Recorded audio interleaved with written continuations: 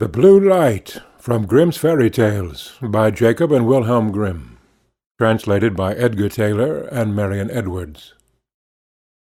This recording is in the public domain. Read by Bob Neufeld.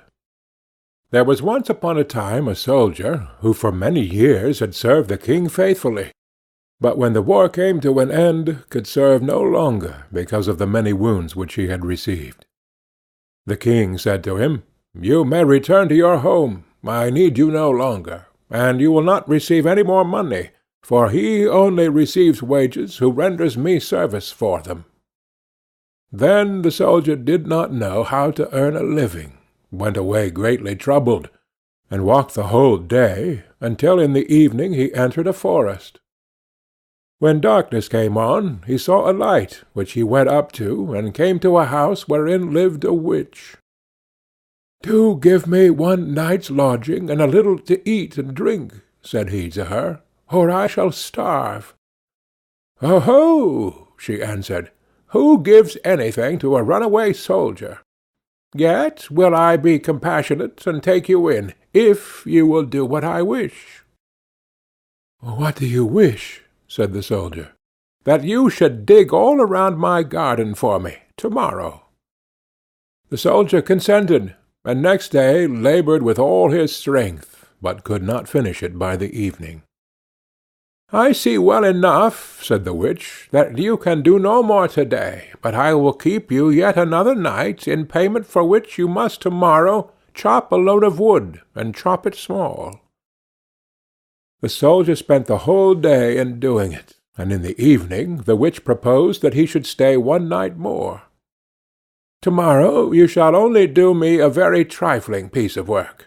Behind my house there is an old dry well, into which my light has fallen.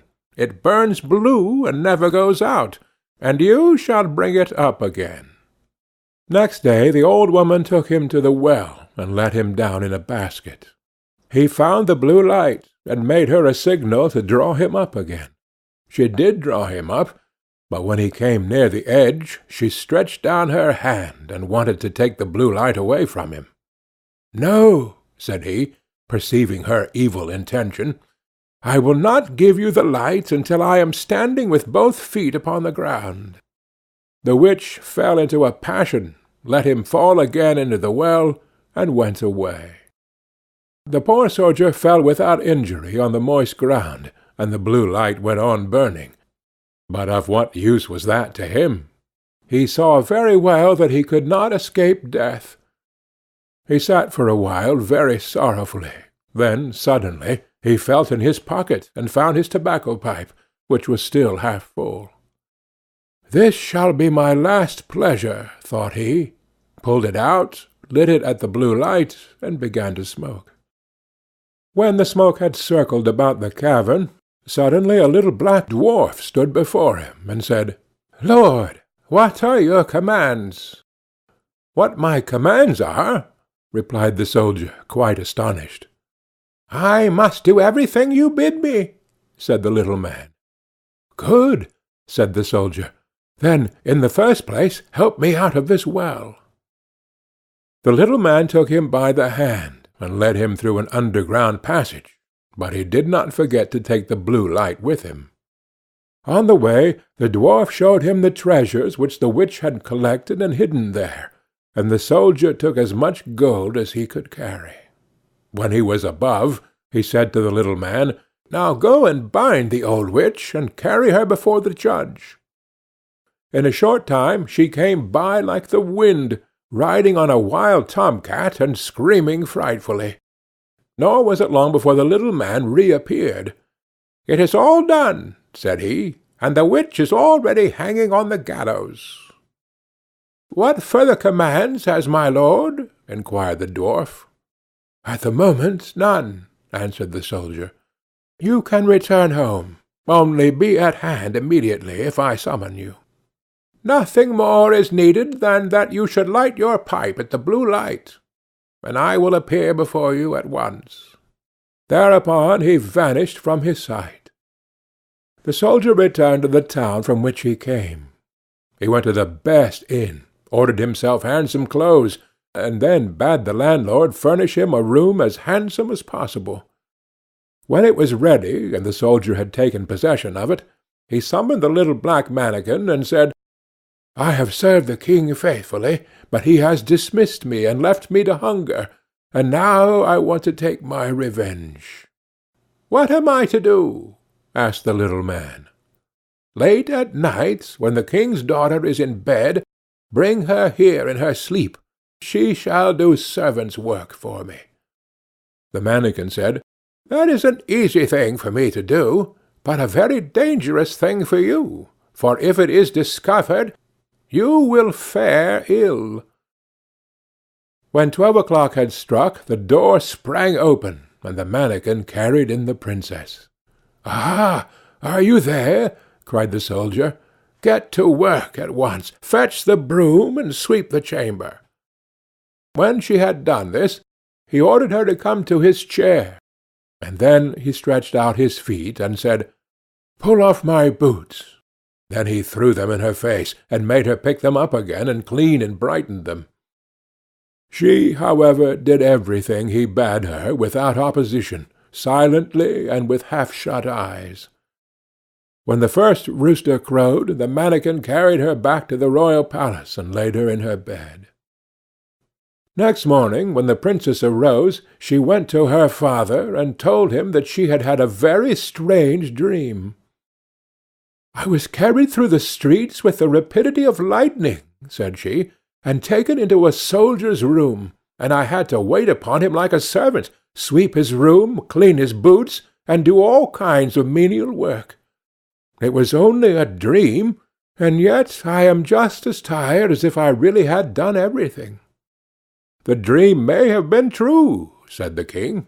"I will give you a piece of advice. Fill your pocket full of peas, and make a small hole in the pocket, and then, if you are carried away again, they will fall out and leave a track in the streets."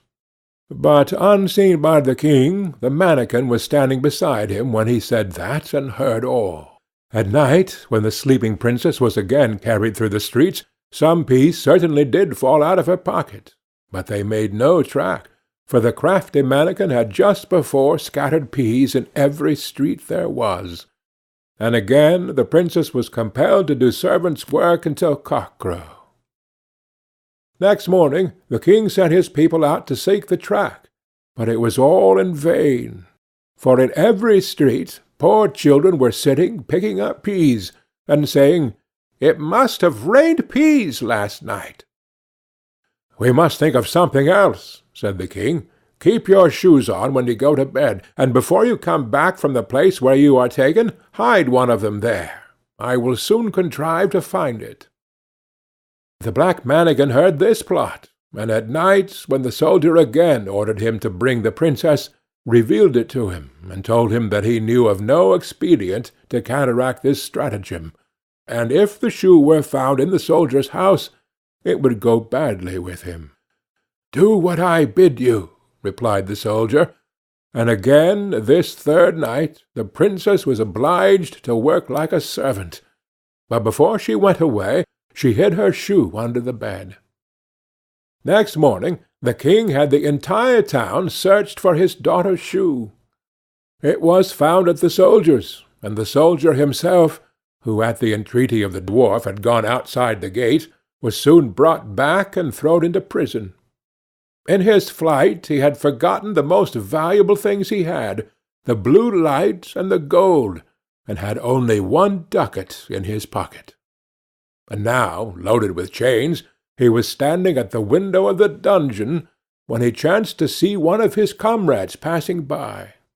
The soldier tapped at the pane of glass, and when this man came up, said to him, "Be so kind as to fetch me a small bundle I have left lying in the inn, and I will give you a ducat for doing it." His comrade ran thither and brought him what he wanted. As soon as the soldier was alone again, he lighted his pipe and summoned the black manikin. "Have no fear," said the latter to his master. "Go wheresoever they take you, and let them do what they will. Only take the blue light with you." Next day the soldier was tried, and though he had done nothing wicked, the judge condemned him to death. When he was led forth to die, he begged a last favour of the king. "What is it?" asked the king. "That I may smoke one more pipe on my way." "You may smoke 3," answered the king, "but do not imagine that I will spare your life." Then the soldier pulled out his pipe and lighted it at the blue light, and as soon as a few wreaths of smoke had ascended, the manikin was there with a small cudgel in his hand, and said, "What does my lord command?" "Strike down to earth that false judge there, and his constable, and spare not the king, who has treated me so ill." Then the manikin fell on them like lightning, darting this way and that way, and whosoever was so much as touched by his cudgel fell to earth, and did not venture to stir again. The king was terrified. He threw himself on the soldier's mercy, and merely to be allowed to live at all, gave him his kingdom for his own, and his daughter to wife. End of The Blue Light.